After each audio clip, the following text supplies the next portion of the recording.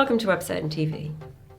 Tapping into influencers on social media channels can be a really effective way to drive awareness, drive brand reach, and develop your brand. To talk to us more about this, I'm joined by Rachel Neen, Social Media Manager at O2. Hi, Rachel. Hello. Many people now recognise the value of kind of influencer marketing, so really engaging with influential people related to your brand to help kind of increase your reach. How do you use that at O2?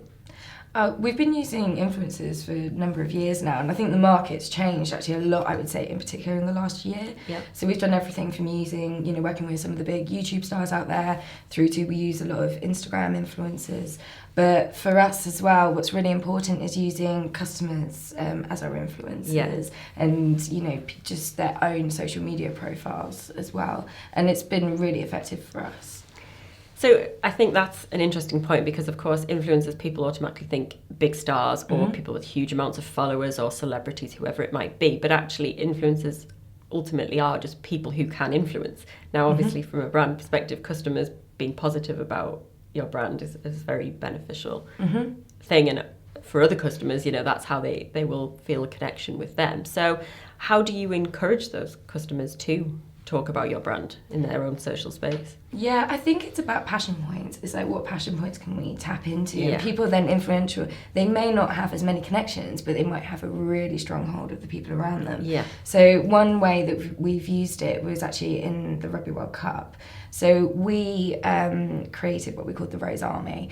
And we asked people from all over the country, we said, you can represent your area and be the person who's really, so if you saw the campaign, it was wear the rose, make them giants. How are you going to instill that feeling and get other people in your area to become involved? So we had this, we encourage people to come and apply, we pick them, and these guys created, I think, something like 2,000 pieces of content for us. We gave them a different challenge every week, and they wanted to do it, and they were passionate about it. And we didn't pay them. We couldn't even, get them World Cup tickets because we're not actually a sponsor of the World Cup. But we have maintained a relationship with them and offered them, little rewards where we can. And they were absolutely what made that campaign sing. And it was just their own passion that really came through.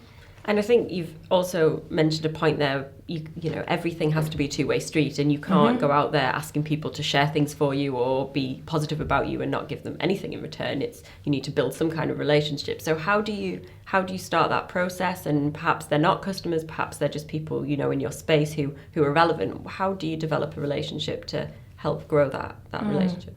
That's a good question.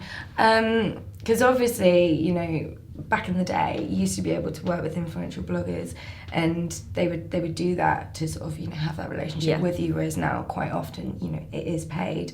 For us, I think it goes back to my point around passion. If it's a passion point, people are willing to do it. So we've recruited mostly through our social channels, but we would consider doing it through other channels at our disposal as well.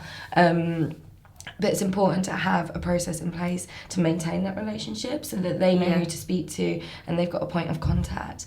In that instance, we actually created a Facebook group, which was a private Facebook group, where all of the members of the Rose Army, talked, and they were all inspiring each other, even more so than we were inspiring them potentially. Yeah. They really fed off each other's passion and desire to support England, but it's a great cause, of course. Yeah. And then that idea of creating communities as well, helping bring like-minded people together, that's another way that you can, I guess, be at the centre of it, but encourage people and give them something out of it as well. Absolutely, and I think the same goes for tech. I mean, we have a really successful forum, how old school is that, called The Community, where we've got some real tech enthusiasts on there who absolutely love it and love chatting tech with each other, and they'll help with support careers. Now with those guys, sometimes we might offer them, a piece of tech first, and we'll say, why don't you review it for us? And if that's a good review, it will go across not just in the forum, but we'll put it across other channels.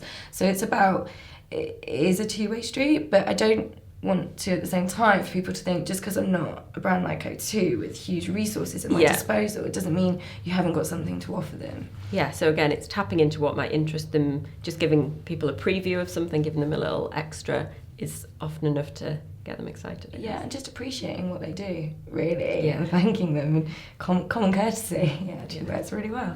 Great, well, thank you for talking to us. Thank you.